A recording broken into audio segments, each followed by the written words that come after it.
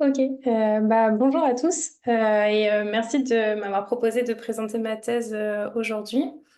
L'intitulé de la thèse est Inclusion des citoyens dans la co-conception des systèmes d'élevage de demain, avec une application à l'élevage laitier de moyenne montagne dans le Massif central. C'est une thèse que j'ai réalisée au sein des UMR EPIA et Territoire à Clermont-Ferrand et j'ai été encadrée par Julie Labatut, Gwenaëlle Vourch et Julie Duval. J'ai soutenu le 6 octobre dernier. Et donc, ma discipline de soutenance, c'était les sciences de gestion. Mais c'est une thèse interdisciplinaire entre sciences de gestion et zootechnie système. Dans le jury, j'avais Sébastien Couvreur, donc un zootechnicien système, Benoît Dedieu en zootechnie système également, Elsa Delanoux, qui est sociologue pour les trois instituts techniques des filières d'élevage, Sylvain Lanf en sciences de gestion et Benoît Veil en sciences de gestion également.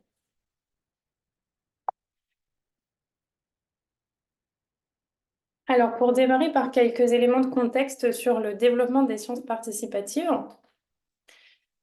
Donc, depuis plusieurs années maintenant, voire dizaines d'années, on assiste à un essor des sciences participatives, qui sont des formes de production de connaissances impliquant des non-scientifiques dans un contexte de recherche et d'innovation responsable.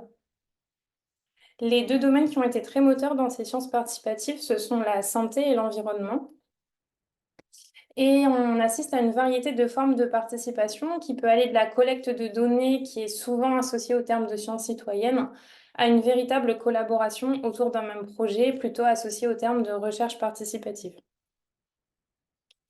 Ces sciences participatives, elles vont permettre surtout une production de connaissances qui ne pourraient pas être produites autrement et d'avoir une science qui est plus pertinente socialement. Si on regarde du côté maintenant de l'évolution de la participation d'acteurs non scientifiques en zootechnie et en zootechnie système en France, à la sortie de la Seconde Guerre mondiale, on assiste à la création de l'INRA et il va y avoir, suite à ça, la fondation ex nihilo de la zootechnie française. Et donc, à ce moment-là, la position des chercheurs, c'est de diffuser des connaissances directement auprès des éleveurs.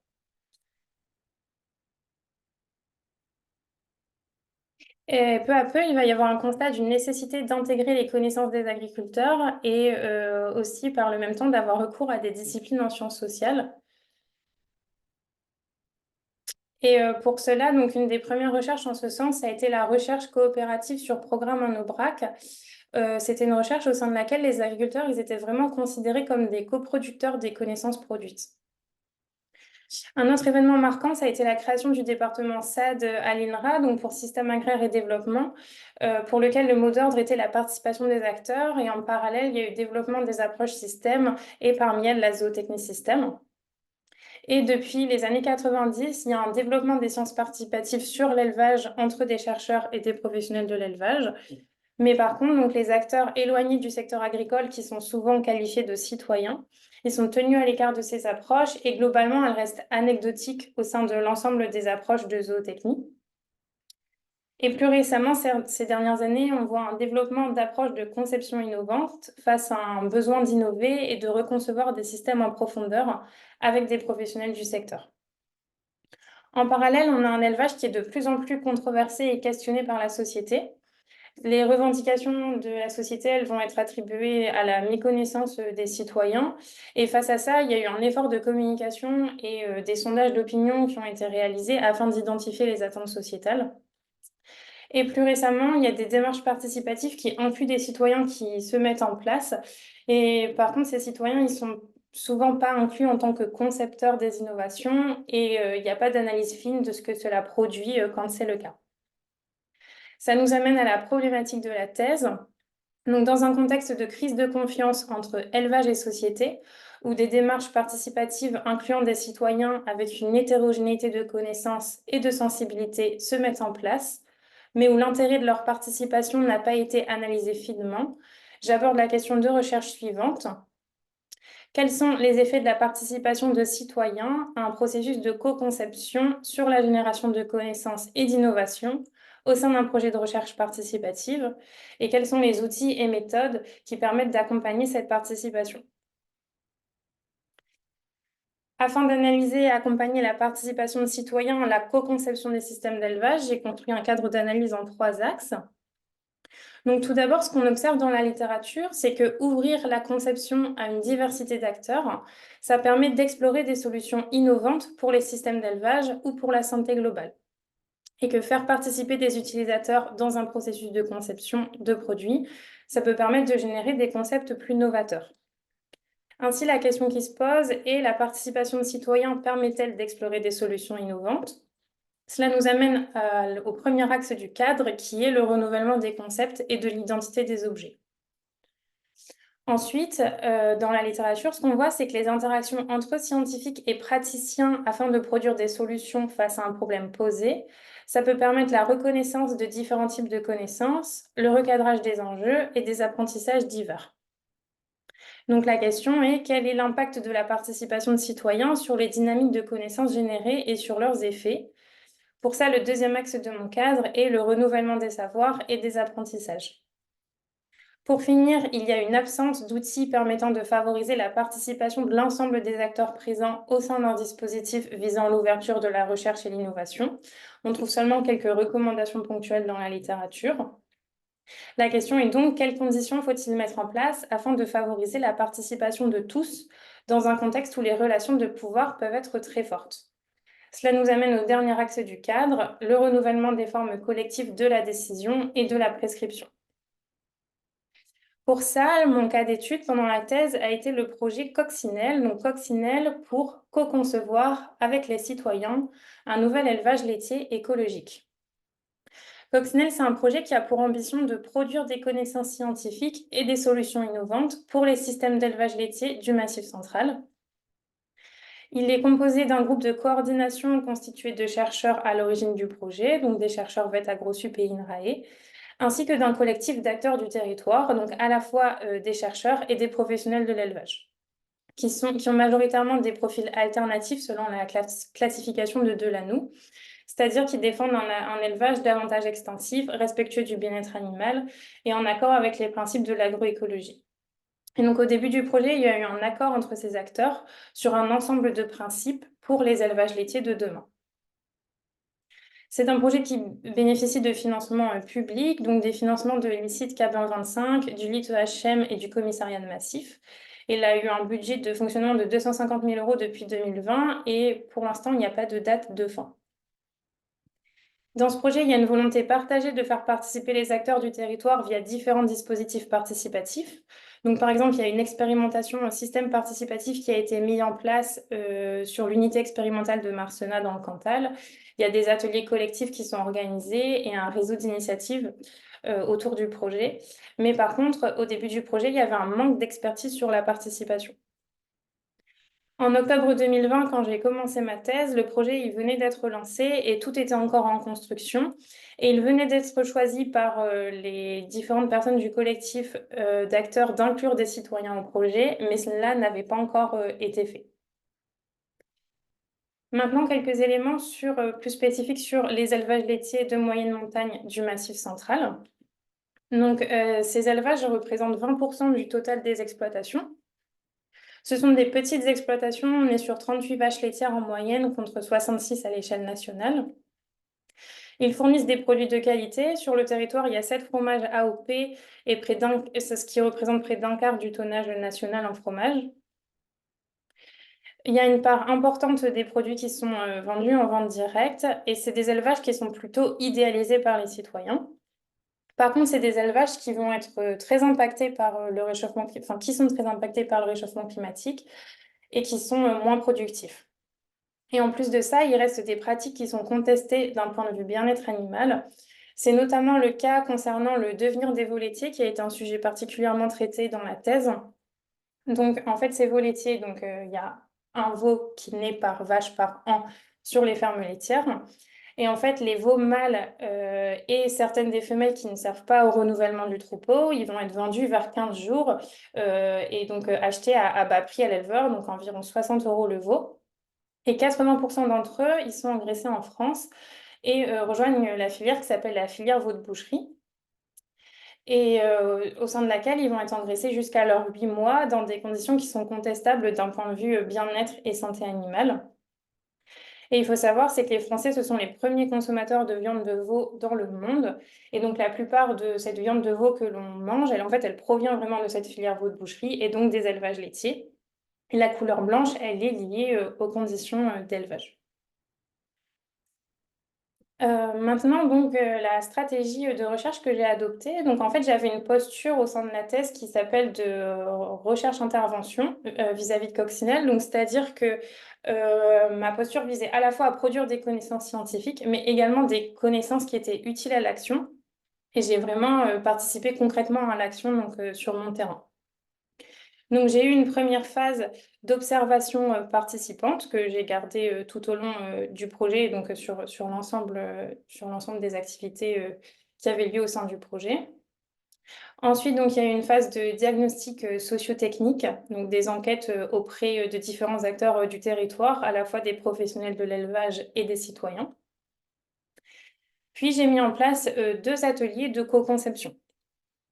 Donc concernant ces ateliers et plus particulièrement le second atelier qui est celui que j'ai vraiment analysé le plus finement dans la thèse, j'ai utilisé la méthode KCP, donc pour Knowledge Concept Proposal, qui est une méthode basée sur la théorie CK, Concept Knowledge, et qui permet d'accompagner un collectif de conception dans la génération et l'exploration de solutions originales basées sur des interactions entre disciplines et acteurs. Le sujet qui a été choisi pour cet atelier était donc des systèmes d'élevage laitier respectueux de la santé et du bien-être des veaux, des éleveurs et de la société.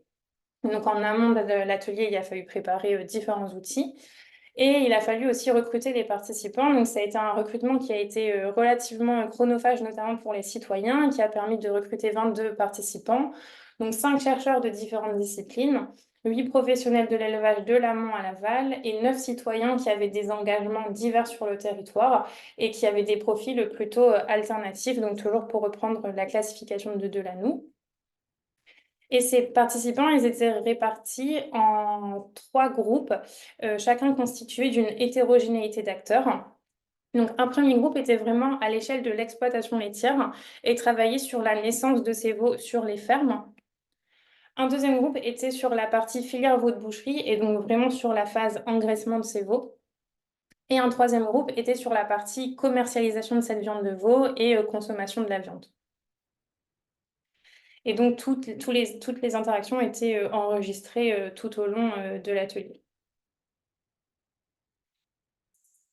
Ensuite, après ces ateliers, il y a une phase d'enquête qualitative auprès, de l'ensemble des participants afin d'évaluer leurs apprentissages, puis toute la phase d'analyse et pour finir, une phase vraiment importante qui a été la communication des résultats auprès, de différents, publics. On en vient maintenant à la partie, résultats. Donc concernant le premier axe de résultats qui est sur le renouvellement de concept et de l'identité des objets. Donc, je vais vous présenter quelques éléments, mais si vous voulez, approfondir le sujet, donc, on a une publication, sur le sujet, dans Frontiers. Donc ce que je mets en avant dans cet axe de résultats de la thèse, c'est que les différents groupes ont pu explorer des concepts et des propositions variées et originales. Donc là, j'ai pas le temps de vous décrire toutes les propositions qui ont été faites, donc j'ai pris un exemple pour illustrer pour, chaque groupe. Mais donc par exemple, le groupe qui était sur la naissance des veaux sur les fermes, à un moment, ils ont eu des propositions autour de l'idée de réduction de production laitière en compensant par le développement de boissons végétales, vraiment produits, sur la ferme. Ensuite, donc un deuxième groupe qui était vraiment sur, la partie, engraissement, qui a réfléchi à une coopérative d'engraissement local avec des vaches de réforme. Donc des éleveurs laitiers qui s'associeraient pour engraisser leurs veaux laitiers avec certaines de leurs vaches qui normalement étaient destinées à la réforme. Et le troisième groupe qui était sur la partie commercialisation et consommation de veaux, ils ont réfléchi par exemple à comment est-ce qu'ils pourraient corréler la consommation de veaux et la consommation, de lait. Cependant, donc on a observé une variabilité entre les groupes, avec certains groupes qui ont exploré plus de solutions originales, que d'autres. Donc ici, je vous ai pris, donc un des mécanismes, que je mets en évidence, qui montre que les citoyens ont participé à l'exploration de ces solutions, c'est que les citoyens, en fait, ils ont posé des questions qui ont amené l'apport de nouvelles connaissances et de nouveaux concepts. Donc j'ai pris par exemple, un exemple d'interaction donc du groupe 1 qui était sur la naissance des veaux, sur les fermes. Donc en fait, dans ce groupe, ils travaillaient autour d'un concept d'une ferme laitière sans veaux, ou en tout cas avec moins de veaux ou des veaux différents. Il y a eu une question au moment d'un citoyen sur le fait qu'il y a un lien entre la santé de la vache et son niveau de production. À cette question, il y a eu un apport de connaissances par un des professionnels de l'élevage sur le fait qu'une production trop élevée peut impacter négativement la santé de la vache et que cela peut amener à réformer les vaches rapidement. Donc, suite à ça, le groupe a réfléchi à ce qui se passerait donc s'il y avait une baisse de la production laitière. Et donc, il y a eu un apport de connaissances sur le fait qu'une baisse de la production laitière, ça amènerait une baisse de revenus des éleveurs. Et donc, afin de maintenir ce revenu, il faudrait trouver une compensation. Donc, une première solution qui a été réfléchie, c'est de compenser par une meilleure rémunération. Et il y a également une autre solution qui était de réfléchir autour de la compensation en produisant des végétaux pour l'alimentation humaine sur la ferme. Et donc, c'est comme ça qu'ils en sont venus à discuter du développement de lait végétaux sur les fermes laitières.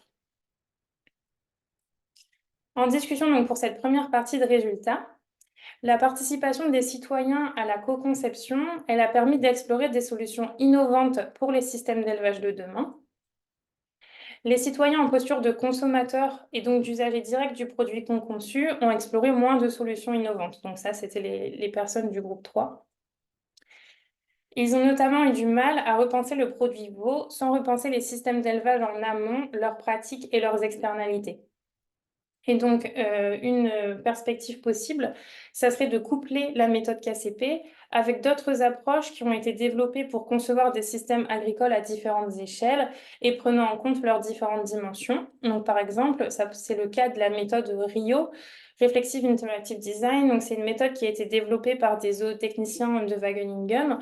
Et en fait, dans cette méthode, il y a différentes phases de conception qui se fait en fait sur différentes dimensions du système. Donc, par exemple, sur l'exploitation, sur la partie consommation. Et ils ont aussi différentes échelles entre l'exploitation et le territoire. Maintenant, donc la deuxième partie de résultat qui est plus sur le renouvellement des savoirs et des apprentissages. Donc, ce que je montre dans la thèse, c'est que l'atelier a permis tout d'abord de croiser différents types de connaissances. Donc, c'est ce que j'ai appelé une dynamique générative de connaissances. Et donc, l'effet que ça a eu, ça a permis de recadrer des enjeux et de formuler de nouvelles problématiques. Et aussi, ça a permis des apprentissages, des changements de perception et de pratique. Donc, ça, c'est des effets que l'on retrouve en fait dans la littérature sur les sciences participatives et sur la co-conception. Et en plus de ça, ce que je montre et qui est un peu moins présent dans cette littérature, c'est que l'atelier a permis d'intégrer des valeurs hétérogènes. Et donc, j'entends par valeur un ensemble de principes moraux ou éthiques qui, dans une société ou une de ses composantes, définissent les critères du désirable et servent de référence pour juger ce qui est bien, beau ou juste. Donc, pour vous illustrer comment est-ce que le croisement de ces connaissances et l'intégration de ces valeurs peut permettre, par exemple, de recadrer des enjeux, j'ai pris un exemple donc, issu du groupe 2 sur la filière veau de boucherie. Donc, par exemple, dans ce groupe, il y a une question d'un citoyen sur jusqu'à quel âge les veaux peuvent vivre si on ne les abat pas. À ce moment-là, il y a eu apport de connaissances par un chercheur sur le fait qu'ils pourraient vivre jusqu'à 15 ans si on ne les abat pas avant. Et à ce moment-là, il y a des citoyens qui ont dit qu'ils ne trouvaient pas ça éthique d'abattre des animaux si jeunes alors qu'ils pourraient vivre plus longtemps. Et ça a amené des nouvelles connaissances sur le fait que si on élève l'animal plus longtemps, on aura un impact carbone qui est plus élevé et aussi que ça ne sera pas forcément plus rentable de les abattre plus âgés. Et en fait, ce qu'on observe à ce moment-là, c'est que le groupe a quand même proposé une solution de reculer l'âge d'abattage des veaux afin qu'ils aient une vie plus longue, malgré donc les deux types de connaissances donc, qui allaient à l'encontre de cette idée. Mais par contre, ça a amené une nouvelle problématique sur comment est-ce qu'on pourrait élever ces animaux plus longtemps tout en limitant leur impact carbone. En discussion pour cette partie de résultats, donc les systèmes d'élevage, ils sont fortement chargés en valeur, notamment autour des questions de bien-être et d'abattage des animaux. La reconnaissance de différents types de connaissances et l'intégration de différentes valeurs, ça a généré des apprentissages ainsi que des changements de perception entre les participants. Les valeurs des participants au processus de co-conception, elles interagissent avec ces connaissances disponibles et elles peuvent conduire à l'élaboration de nouvelles solutions. Ainsi, ce travail propose une première modélisation de l'intégration d'une hétérogénéité de valeurs et de leurs interactions avec les connaissances et les concepts générés lors d'un processus de conception. En ouverture, donc afin d'étudier plus finement comment ces valeurs diverses, voire opposées, peuvent intervenir lors de la production de solutions au sein d'un tel processus de co-conception, il serait pertinent de compléter cette première modélisation avec des travaux s'étant intéressés à la pluralité des valeurs. Donc, par exemple, c'est le cas des travaux de Dewey. Dernière partie de résultats, donc sur le renouvellement des formes collectives de la décision et de la prescription. Donc, mon travail montre que la participation d'une diversité de participants lors d'un processus de co-conception demande de mettre en place un grand nombre de conditions afin de favoriser l'expression de l'ensemble des acteurs présents. Pour ça, j'ai construit un outil qui est composé de 14 conditions réparties en deux grands principes, donc le principe de clarté et de transparence et d'égalité des conditions d'accès, afin d'accompagner la mise en place de dispositifs visant l'ouverture de la recherche et l'innovation. Donc, je ne vais pas vous présenter en détail l'outil, mais pour vous montrer un extrait, donc par exemple sur le principe qui est clarté et transparence, une des conditions, c'est les informations données aux participants sont pertinentes et complètes, ou encore l'identité et la fonction de chaque acteur sont bien identifiées. Et pour le principe qui est ouverture et inclusivité, une des conditions, c'est l'utilisation de méthodes et d'outils qui vont être compréhensibles par tous les participants et aussi d'avoir un cadre qui permet un respect des divergences de points de vue. Donc pendant la partie stratégie de recherche, j'ai également parlé donc, d'une partie de mon travail qui a été très importante, qui a été la communication et la diffusion des résultats. Donc en fait, l'idée, c'était de trouver une diversité de supports afin de communiquer ces résultats auprès de différents, publics et pas seulement donc, un public, scientifique. Et donc, pour ça, j'ai notamment travaillé avec une graphiste donc sur des planches, tendances. Donc, vous avez un extrait en haut, à gauche. Qui en fait, ces planches tendances, elles illustrent tous les échanges qu'il y a eu lors de l'atelier, que ça soit lors de la phase de connaissance ou lors de la phase de concept. À la fin de chaque atelier, il y a également un rapport à destination des participants. J'ai également réalisé une vidéo de synthèse de 5 minutes de la thèse, donc qui est disponible sur le site de Coccinelle, ainsi qu'un poster de synthèse aussi qui est accessible à différents types de publics, donc en plus des congrès et des articles scientifiques de la thèse.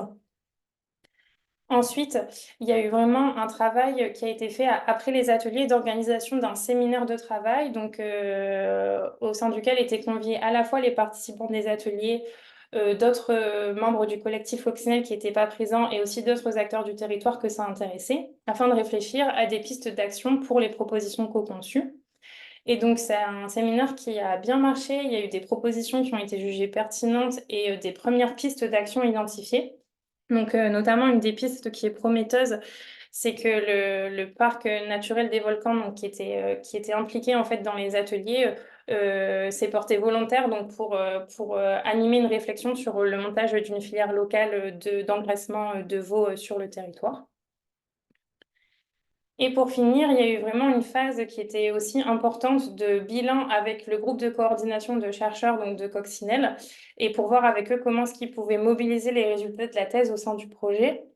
Donc, en fait, pour ça, j'avais veillé à élaborer des outils au cours de la thèse qui pouvaient être remobilisables par ces chercheurs dans d'autres contextes, enfin, sur d'autres sujets.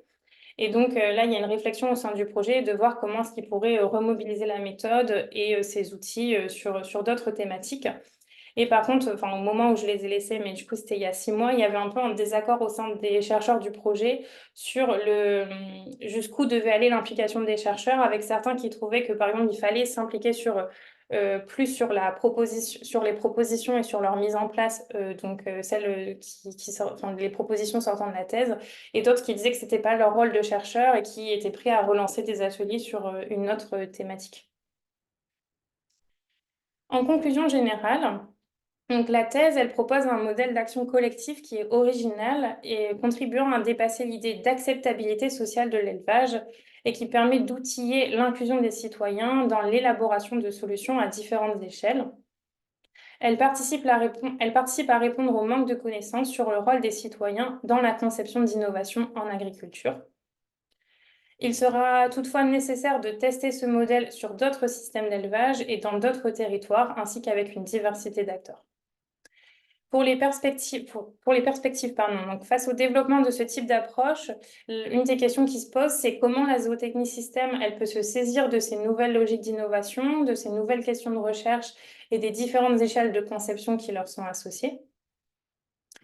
Ensuite, donc, on a vu que le groupe au sein duquel il y a eu le plus d'exploration de solutions originales et de changements de perception, c'était le groupe au sein duquel il y avait le plus de friction entre les citoyens et les autres acteurs. Et donc, ça amène comme question, comment favoriser davantage la confrontation de points de vue opposés sans bloquer les échanges? Et donc une piste qui pourrait être, explorée, c'est la mobilisation de jeux sérieux, qui pourrait être une approche pertinente dans certains cas. Ensuite, une autre question, c'est, est-ce que la démarche projet, elle est adaptée pour faire du participatif? Est-ce qu'il ne vaut mieux pas penser en termes de communauté d'apprentissage? Et pour finir, donc là, c'est un processus de co-conception qui a été organisé à l'échelle du territoire. Mais la question, c'est est-ce qu'il est nécessaire de rendre scalable ce type d'approche? Donc, par exemple, d'imaginer des approches à plus large échelle, ou bien est-ce qu'il ne faut pas plutôt compter sur le développement d'une multitude d'approches de ce type qui se répondront au global? Donc voilà, je vous remercie de votre attention et donc j'en profite aussi pour remercier les financeurs de la thèse, donc qui étaient le métaprogramme Samba et l'initiative du gouvernement français, IDEX-ICIT. Je remercie aussi donc, tous les membres d'IDEAS qui, m'ont aidée pour cette thèse. Donc je pense notamment à Laura et Thibaut et également donc, des chercheurs qui m'ont aidée dans mes réflexions sur la conception. Et pour finir, donc je remercie tous les membres de Coccinelle, les participants, les animateurs de mes ateliers, donc, sans qui, la thèse n'aurait pas pu voir le jour. Voilà, merci de votre attention.